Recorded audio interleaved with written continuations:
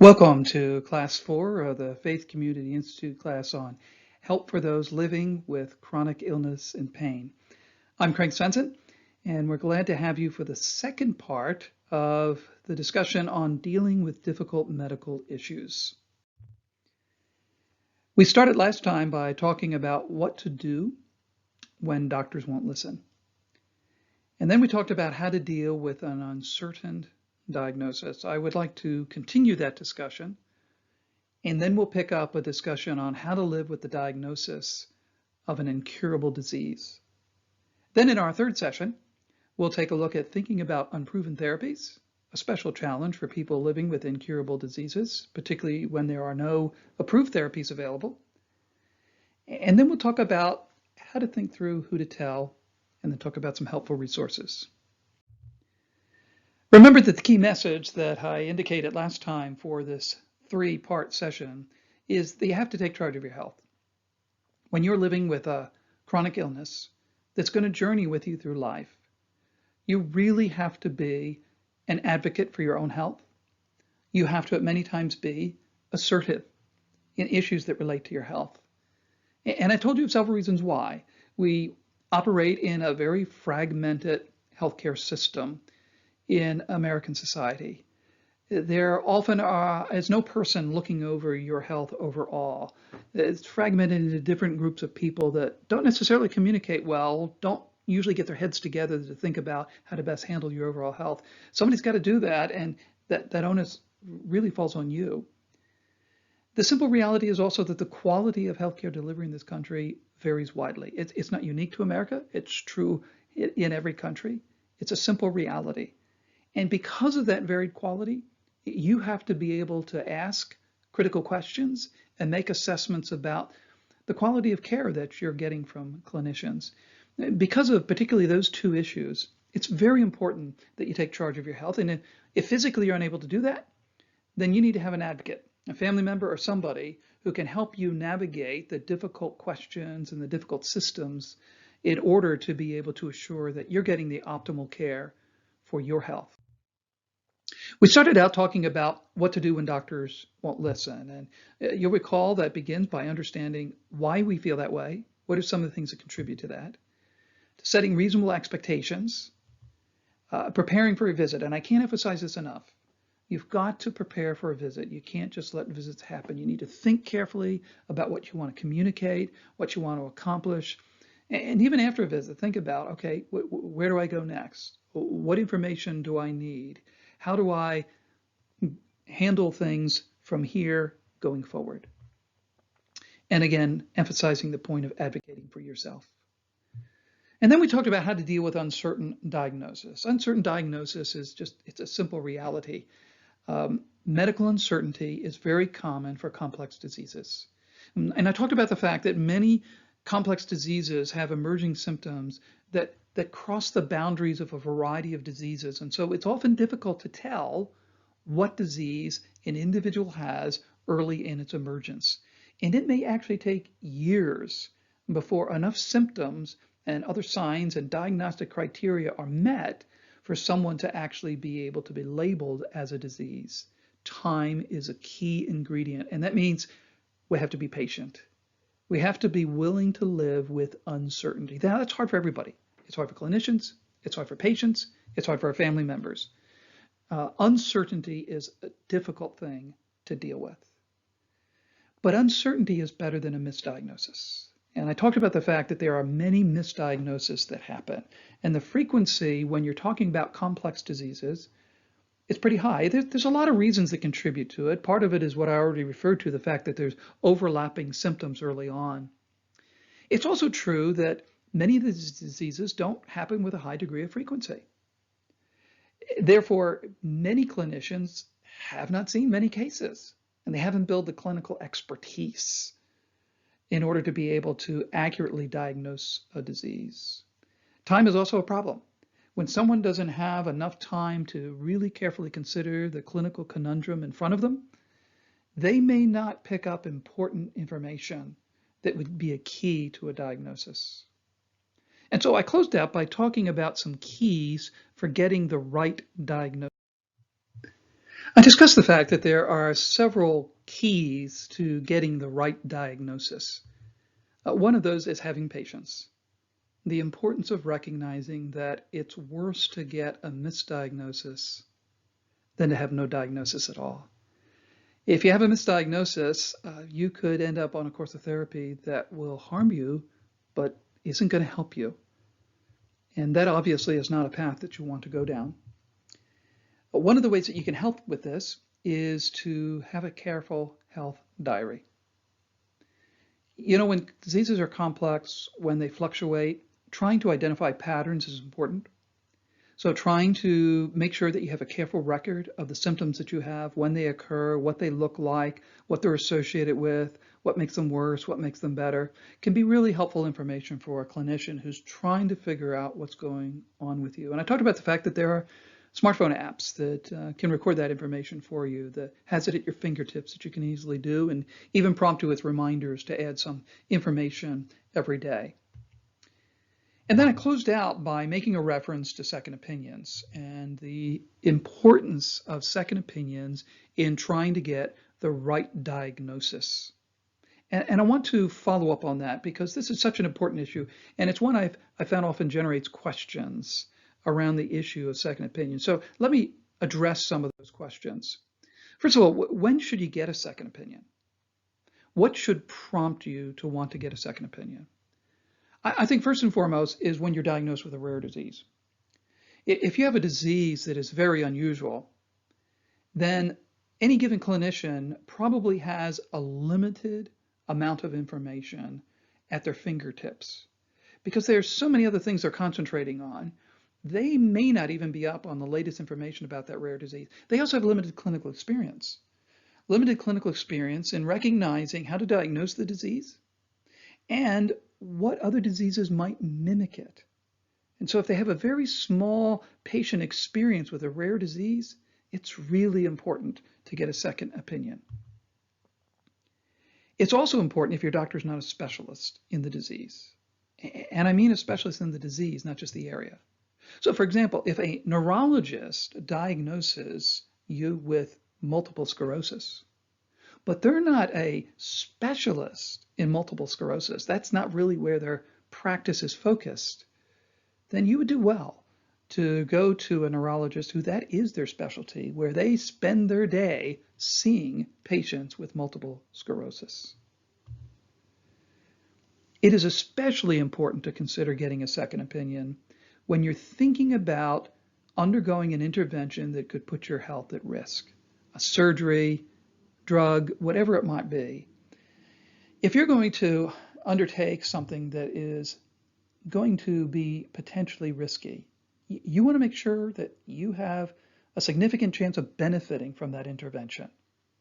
And that really begins with making sure the diagnosis is accurate. I'm firmly convinced that anybody that's going to undergo major surgery or expensive drugs that have serious adverse effects really ought to get a second opinion. And then another reason is when symptoms aren't responding to treatment. When you find that you're getting a treatment, you're taking it, you don't seem to be responding, it may be just a failure. It may be a treatment failure, but it may also be that the diagnosis is inaccurate. That's another time that should prompt a second opinion. So where do you go? Where do you turn to try to get a second opinion? Well, I have my opinion about that, and I'm going to share them to you. And part of that is based on my own personal experiences, having worked in a number of academic medical centers and other types of centers, non-academic medical environments, and also what the literature tells us and points us to in thinking about second opinions. First of all, you want to make sure there's no relationship between the person who's given you the diagnosis to begin with and the person you're getting a second opinion from. You don't want to go to somebody down the hall or on a different floor. You want to go to a different institution and preferably, frankly, in a different town. Medicine isn't a big profession, and people in the same town often interact with one another in the same profession. You want to make sure that there's no relationship, and the best way to do that is to really go somewhere else, out of town. It may be an hour away, it might be hours away, but you really want to go to somebody who is going to feel comfortable giving a different diagnosis if that's really where the data points. And it's hard for someone to point to a fellow professional and say, I think they got the diagnosis wrong. But it's even harder if you have a personal relationship with that person who gave the wrong diagnosis, right? So you'd like to remove that from the equation and go to somebody that most likely does not have a meaningful relationship with the person from whom you're getting a second opinion. You also want a person that's an experienced specialist in the disease itself, somebody who sees a lot of people with that disease. Because there's an art to medicine. It's not just science. It's science-based, but there's an art to it. And it takes a lot of experience to be able to see the nuances of expression of disease and how they can overlap and to be able to best differentiate them. Because sometimes it's a bit uncertain and you've got to go by your best clinical judgment. And I do believe that one of the ways of evaluating potential experts when you have no medical knowledge yourself is to look for external confirmation of their expertise. Are they part of a certified center? Are they part of a group that gets NIH grants for studying that disease? And that stuff is usually available on websites. So for example, if somebody locally were to diagnose you as having multiple sclerosis, you ought to get a second opinion from a recognized multiple sclerosis center to make sure that's what you've got. If you've had a prodromal experience of years of symptoms emerging, and then finally now you get this diagnosis, a neurologist says, I think you've got Parkinson's disease. You ought to go to a center that's recognized as a Parkinson's center that has people who have recognized expertise and sees a lot of patients in that area to get a second opinion. Now, when you get a second opinion, that doesn't mean that that person who gives you the second opinion is going to take over all your care. What you're trying to do is get a confirmation of a diagnosis. And you may return back to the original person if that's what happened. But if you get a different diagnosis, now you've got to think about what to do. You might still return to the original provider, but you've got to think about that. But it doesn't necessarily mean you're going to end the relationship with your provider by getting a second opinion. I really believe that most commonly where you want to get a second opinion from is an academic medical center. And the reason for that is that's where the best experts are drawn. That's where people who are going to see the largest number of patients. In addition, clinicians in an academic medical center have a level of accountability that doesn't happen at a private setting. They've got trainees of all different levels going through. They've got fellow faculty going through, and they are constantly being pushed in their knowledge. And because of that, you're less likely to have people who frankly are not up to par and haven't kept up with their field continuing to practice in an academic medical center. I'm not saying there aren't any bad apples in academic medical centers. I've run into them. But you are less likely to have somebody who isn't on the top of their game if you go to an academic medical center versus somewhere else. So I'm personally of the belief that it would be a rare instance that you'd want to go somewhere other than an academic medical center to get a second opinion. One of the questions that arises from time to time is people say, well, should I tell my doctor I'm getting a second opinion? Should I let them know? And my answer is always, absolutely you should. Why? Because people have a bit of fear doing this. They're afraid their clinician may get upset with them knowing they're getting a second opinion. I would tell you this, a physician who is upset by a second opinion is not one you want to be cared for by anyway, right? If they are disturbed by the fact that you're getting a second opinion, that tells you something about that clinician. And one of the things that should tell you is, I don't want to be under their care. If they're threatened by you getting a second opinion, then you want to go somewhere else anyway. Secondly, the specialist should have access to current records. So they might find out anyway, because you may have to make a formal request for records to be moved from your current provider to the specialist. So good chance they're going to know that that record request has come in, or they have the potential to find out anyway. It's also true that your current provider might have some recommendations. They may have recommendations for you for somewhere to go. In fact, I remember I had a heart procedure I needed to have. I needed an ablation procedure because of an arrhythmia I had. And my cardiologist in town, when I asked him about and asked him how many he did, he did them very rarely. And frankly, I wasn't going to have him do that to me. We know that certain surgical procedures, the more you do, the better the outcomes. And I explained to him, and I actually already had in my mind because I knew the academic medical center. I had some colleagues who were specialists in the area. I knew where I was going to go. And I actually mentioned to him that, I'm just not comfortable. I hope you're not offended, but I really want to go somewhere where somebody does these procedures a whole lot more often. And I told him where I intended to go. And his first response to me was, well, that's where I would have recommended you go. He's the best in the entire state. And one of the very best in the country. And so I informed him, let him know, and it turns out that's where he would have recommended me to go anyway. So you might be able to get some recommendations from your provider. One of the other issues that arises is what about the cost? What about the cost of getting a second opinion? My insurance might not cover it, et cetera. Well, let me address a couple of things.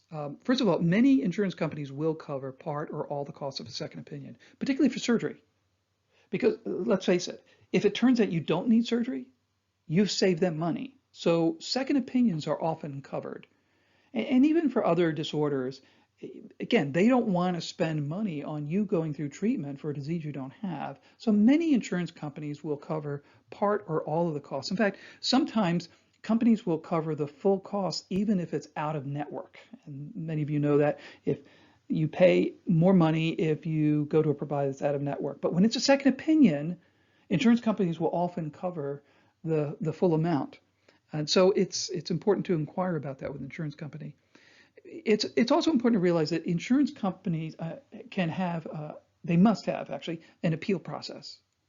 Just because you initially are told, no, we won't cover that, doesn't mean you need to stop there. You can appeal. And sometimes, unfortunately, it is the squeaky wheel that gets the oil, right? And so there's a need sometimes for you to press, to advocate for yourself. And it might be that you need to do that several times possibly. And don't just take an initial response of an insurance company, no, we won't cover that. You can appeal that process, and you need to have a good explanation as to why. I also believe that you should consider the financial benefit that you would gain from getting the right diagnosis. Simply put, if you decide, for example, to go to another town and maybe you're going to have travel expenses, you're going to have to stay in a hotel, maybe you have to pay some outward network costs, and you're going to look at that and say, boy, that's going to be expensive to get that second opinion, and it will cost you some money. But think about how much it will cost you in the long run if you have a misdiagnosis and aren't treated properly. It's a really good investment to make sure you've got the right diagnosis.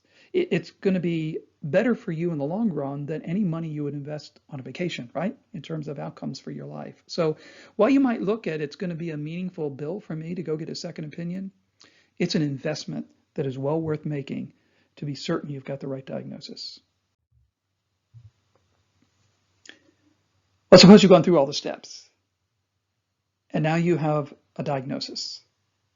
And you have a diagnosis that you have an incurable disease. It's a disease that we can't reverse. The symptoms are going to progress over time. We might be able to slow it a bit. How do you live with that? Well, let's talk about that because it's a state that I presume a number of you who are listening to are in right now. You have an incurable diagnosis. And some of you have family members that are in that category. I think, first of all, when you receive a diagnosis, you got to give yourself time to absorb that new reality. You really do. It can be earth-shattering for somebody to lay a label on you that you have an incurable disease and things are going to get worse. And we all have had experiences of having difficult news, and it stuns us at first. And as a consequence, we don't necessarily think real clearly at the beginning because we're a bit overwhelmed by that news. That news might be the death of a family member. It might be the loss of a job, or it might be an incurable disease. And so we need to step back a little bit and make sure that we don't make any life-altering decisions right away. that we need to give ourselves time to absorb that new reality and to think about it. So, for example, I have heard of patients who received a diagnosis of an incurable illness, who broke off an engagement immediately because they didn't want their fiance to have to live with somebody who had this illness. Boom, just made a quick decision like that. I've heard of people who have changed their jobs the moment they got a diagnosis because it meant that one day they might end up in a wheelchair, so I'm changing my job right away. Don't make a rash decision. Give yourself time to absorb and understand what your future might hold, but don't jump to rash decisions. The second thing you need to do is become a student of yourself. When you have a disease that's not going to go away, you need to recognize it is likely to present in you as a person differently than other people. You know, if you got 10 people together in a room who have multiple sclerosis, their experiences are not going to be identical. The disease manifests itself differently in different people for a variety of reasons. So what you need to do is become a student of yourself and learn how this disease is impacting your life, what it's doing physically, what it's doing emotionally, and really ultimately even what it's doing spiritually. And one of the ways you can do that is, again, by keeping a health diary. To try to learn and discern what makes it worse, what makes my symptoms more severe. Are there times of the year, times of the day that things are worse? Are there things that I do that precipitate more symptoms? Are there things that I can do to prevent symptoms from getting worse? Are there signs that I'm starting into an era where I'm going to have more pain or more fatigue or more limitations? Become a student of yourself and learn how this disease that is saddled up with you carries out in your own body. And if you're married, your spouse may be very helpful in that. I certainly have found that my wife is often a better observer of the patterns of my illnesses than I am. She picks up on this pattern. She's a wonderful student of her husband, and she has often picked up on patterns of my diseases quicker than I have. And that has helped us because it helps me think about activities I need to think twice about or when I might do those activities. She also recognizes certain things that she can do to help me. So becoming a student of yourself is incredibly important when you're diagnosed with an incurable disease. And since the disease is going to change over time, that means you need to constantly be a student of yourself. Third, you need to educate yourself about the disease. Learn what you can. This is something that is going to be very important to you when you recognize that this is a disease that you're going to have for the rest of your life. You're going to engage, for example, in a wide variety of clinicians, some of whom don't know anything about your disease. And the more you know about it, the more you can be of help to them. But let this cartoon be a little bit of a warning. You can see there's a guy sitting here with a smartphone, and the sign in the doctor's office says, "Please don't confuse your internet search with my medical degree."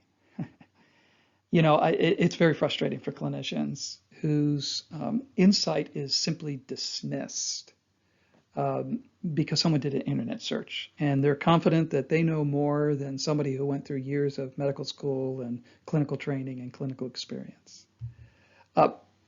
But there's good reason why you should educate yourself as much as you can. Be cautious what you do with that information. But here's a simple fact. There are a number of studies that demonstrate that people who understand their disease have better outcomes. That's been shown with hypertension. It's been shown with diabetes. It's been shown with asthma. It's been shown for a couple of other diseases. People who understand their disease have better outcomes. And so we know that patients benefit by learning about their disease. And really recognize that the goal is to arm yourself with questions to ask. You're not trying to stump clinicians. But as you learn more about your disease, you're armed with questions that you can ask. In fact, I know a patient who have tried to educate themselves about a disease they were diagnosed. And the more they learned about it, the more they began questioning whether or not that was the disease they had.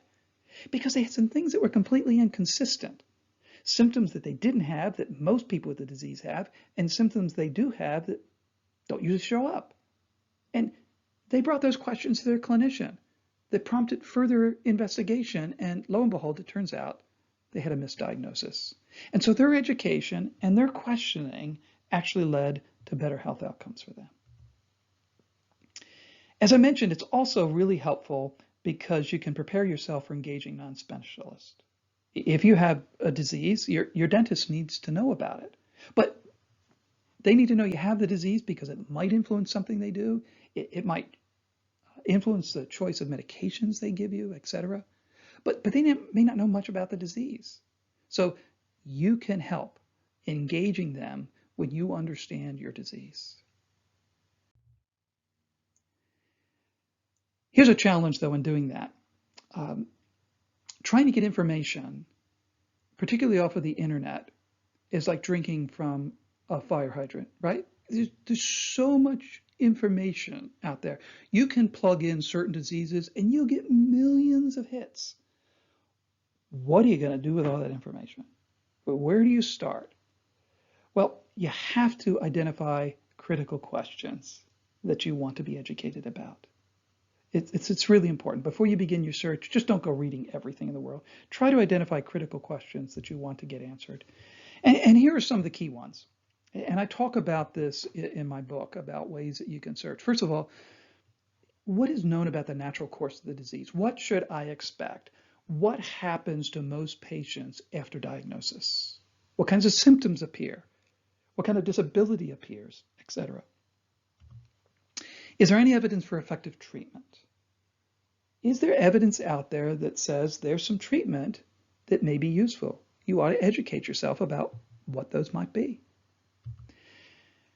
And you need to identify what are the most troubling symptoms that you should watch for. Symptoms that would tell you, you know what, I need to get this checked out. This is not something I should ignore. This is not something I should sit on. I need to see my clinician. I need to see them as quickly as possible. And that really is important. To recognize when you're living with a disease that has symptoms that wax and wane, when does the change in symptom mean I need to get evaluated? You know, it's not easy to get appointments with specialists, right? So if you're being seen by a neurologist or a rheumatologist or whoever, it's not easy to get appointments. So when do I press and say, I need to see them? Well, educating yourself will help you determine when you need to get a medical evaluation for either new symptoms or symptoms that are getting worse. You know, a mild increase in pain that you've had for a while is probably not going to merit getting a medical evaluation. But if that pain shows up on a new area of your body that you've never had pain before, that suggests you ought to get it checked out. Okay? So things like that you want to search for and try to learn.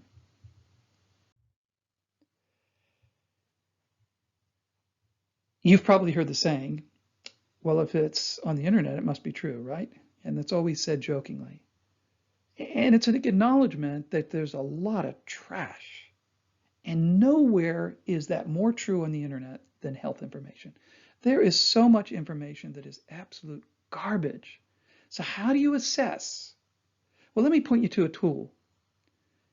It's a tool that's developed by the Access to Credible Genetics Research Network. And that tool is shown here. It's called Trust It or Trash It. It's a very helpful tool that starts with 3 primary questions. And if you were to go to this website, these buttons would be accurate. And there's 3 categories, and they give you some questions they ask under each of them. Who said it? When did they say it? And how do they know it? Who said it? Is the person a credible source who's got this information? And credibility is really important when you're trying to evaluate health information. There's all kinds of people there out there who say things. They demonstrate by what they say that anybody that's a health professional would know that person doesn't understand simple biochemistry or physiology. But obviously you're not educated, you wouldn't recognize it. So what's their credibility? When did they say it? You know, the problem with in the internet, you can come up with stuff that was maybe right 4 years ago, but it's not accurate anymore. But you can't necessarily discern that. It hasn't been changed on the website. So when did they say it? And how do they know it? What's the evidence that they give for the recommendations or the conclusions that they draw? It's a very helpful website that will give you kind of tools. I think that after you do it a couple of times, you probably would find you don't need to use it. But in the beginning, it's really helpful to work through certain websites and try to evaluate information that's out there. One question that arises is people ask about patient advocacy websites. If you name the disease, you can Google it and you can probably find a website that is at least presents themselves as being a patient advocacy group for that particular disease. And what about these sites? How good are they? Well, they do run the gamut of being some very good and some are not so good. I think one of the key things to ask about a patient advocacy website is, do the things that they post have peer review? Are they evaluated by somebody? Do they have health professionals, for example, who review what they post, or is it just lay people that post it? Often what you will find in these sites is a helpful overview of diseases. It gives you a quick, broad, in layman's terminology, what the disease is, how it's usually diagnosed. It may give you some insight into expected progression or possible progression of the disease. So from that sense, they can be very helpful. Also, you might find some very practical insight, tips about how to live with this disease.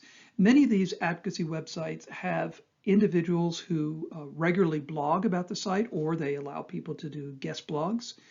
And sometimes we'll even post videos of interviews with patients to talk about just some practical tips of how you deal with the issues that arise with that particular disease. And some of those can be very helpful to give you insight into ways in which you might be able to manage your disease. A number of the patient advocacy websites will give summaries about recent research. And the best of them will also link to the sources of, okay, where was that research done? Was it published? What was it, et cetera. But it helps you keep track of what are some of the evolving discoveries about the disease, and some patients like to learn about that. And so these sites will often give you summaries. Again, it's usually in layman's terminology, so that if you're not trained in the biomedical sciences, these summaries are understandable. But they also can give you links to support groups. Some people have found it helpful to be in a support group with a particular disease. The quality of those support groups really kind of runs all across the board. I talk about some of the issues related with that in my book. But some of them will, if you go to their websites, they will, by state and locality, identify local support groups for those who would like to connect with one and try to see if it might be of help to them. There is a word of caution, though. Sometimes these patient advocacy groups have significant conflicts of interest. In fact, there's been a number of studies about these, and some of them are very highly funded by pharmaceutical companies that make a product for a specific disease. In fact, you will often see the advertisements for those products on the disease. The fact that there is that support doesn't invalidate the things they say, but it should cause you to be cautious, particularly about the way they present products that are produced by the manufacturers that sponsor them. And there's been some significant concern raised over the last couple of years about the level of conflict of interest that exists with some of these patient advocacy groups. In fact, there's been the accusation that some of them have literally been started by pharmaceutical companies or others. And so you do want to be cautious. In fact, in my book, I talk about a way that you can evaluate these and find out who is supporting financially these advocacy sites. But in general, they can be a good source of information. My recommendation is you just be cautious about them and be aware of who is sponsoring the websites and think about whether or not that conflict of interest could be impacting the recommendations that they make. Finally, I would like to point you to a couple of general sources of information that I think that you can find are reliable, that you can search for specific diseases, or even sometimes you can search for symptoms. WebMD is one of them. The stuff that they post gets peer reviewed, and I think that they are trustworthy. Not that I would agree with everything that's up there, but you're not going to find any source of information that all health professionals would agree with, but they're a trustworthy source and they have good information. The Mayo Clinic is another very good source. The Mayo Clinic, as you may know, is a worldwide referral source. They get a lot of people with unusual diseases, and they have a lot of clinicians with a great deal of experience in unusual diseases. So they have some very helpful information at their website. These top two are, I think, for any kind of health information that you would want to search for, I would always recommend these as the first two sources. The National Institutes of Health has some information that's specifically directed to the lay public, people who are not trained in the biomedical sciences. You can find them in general areas and also disease specific. So they have sections that are specifically for the public, and then they have other sections that are devoted to health professionals. And then the final organization is the National Organization for Rare Disorders. You can just Google it under that name, and they have information that's available obviously for rare disorders. In addition to having information about rare disorders themselves, they will direct you to other sources of information that can be very helpful. So when you're beginning a search, trying to understand health information, these are the primary sources that I would recommend that you consider. Well, next time we're going to consider some other difficult issues. And one of the biggest ones is, how do you think about the issue of using unproven therapy? Often when people have an incurable ailment, there also is a lack of proven therapies. What do you do when you come across recommendations for some form of therapy that isn't proven to help? How should you think about that? Should you take it? What steps do you go through in making that decision? That'll be a topic that we'll address next time. Before we close, let me pause us in a word of prayer. Father, we do thank you for your goodness and grace, the time, and for the folks who are listening. I pray that you'll bless all of them in their journey. We've dealt again today with some practical but often difficult issues. And it's just a reminder, as I've walked through the slides, Father, of the wisdom and the discernment that is needed.